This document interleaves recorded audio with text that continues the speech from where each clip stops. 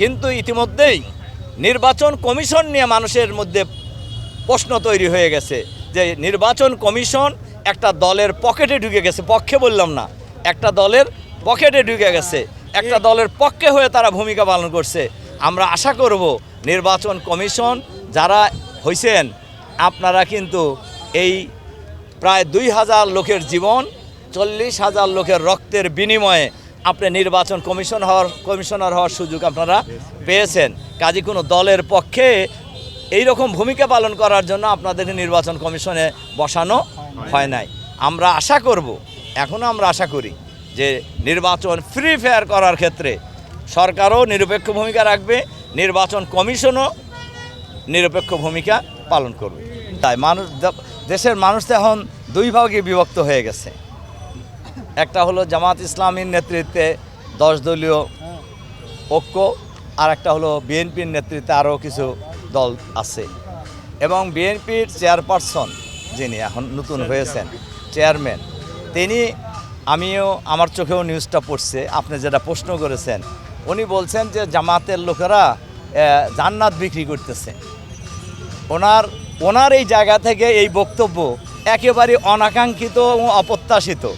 ওনার জবাব যদি দিতে হয় তাহলে উনি 100 ভাগ মিথ্যা কথা বলছে। আমার কথা কি বলছেন? উনি এই লেভেলের লোক হয়ে এরকম মিথ্যা অপবাদ আর একটা দলের প্রতি, আমরা কিন্তু দেখবেন উনি মেলা কথাই কইতেছে, আমরা কিন্তু এখন পর্যন্ত ওনার কোনো কথার জবাব দেই নাই। কিন্তু আপনারা তো সাংবাদিক, জিজ্ঞাসা করছেন আপনারা, এর জন্যই আমি এই উত্তরটা দিলাম। উনি 100 ভাগ মিথ্যা কথা বলছে, কারণই বলবো, আমি চ্যালেঞ্জ করে বলতে পারি গোটা বাংলাদেশে জামাতের কোনো নেতা কর্মী এই ভোট দেওয়ার বিনিময়ে জান্নাত বিক্রি করছে, এটার একটা প্রমাণও কেউ দেখাইতে পারবেন না ইনশাআল্লাহ। উনি এটাকে ধর্মের কথা বলছেন। ধর্ম নিয়ে আমরা রাজনীতি করি না, আমরা ধর্মীয় রাজনীতি করি, আর অন্যরা ধর্ম নিয়ে রাজনীতি করে। এটা হলো একটা কথা। 2 নম্বর কথা, উনি প্রধান নির্বাচন কমিশনারের আমি দৃষ্টি আকর্ষণ করব, উনি এই ফ্ল্যাট বিতরণের কাজ নির্বাচনের আগে করতে পারেন কি না।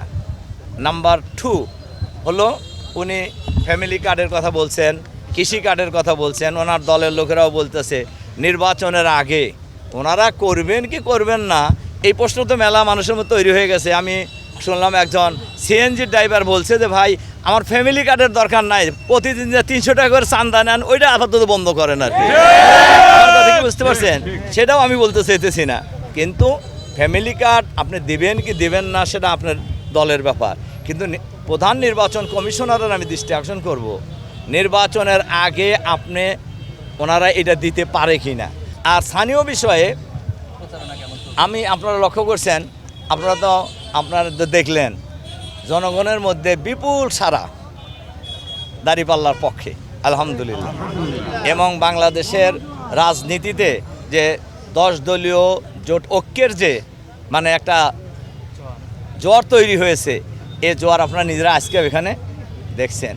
এবং আমরা আশা করছি আমাদের ভাই এবং বোনেরা, ভোটাররা, এবং আপনারা দেখছেন আমার পক্ষে এই উল্লাপাড়া সংলগ্নায় খালি আমার দল শুধু না, শুধু 10 দলীয় ঐক্য জোটের লোক না, আমার পক্ষে আমি যেহেতু প্রচুর উন্নয়নমূলক কাজ, জনগণের পাশে চিকিৎসা সেবা থেকে শুরু করে অনেক কাজের সাথে আমি ইনভলভ, এ কারণে আমার পক্ষে দল মত জাতি বর্ণ ধর্ম নির্বিশেষে সকল মানুষ দাঁড়িপাল্লার পক্ষে মানুষ ভোট চাইতেছে আর কি।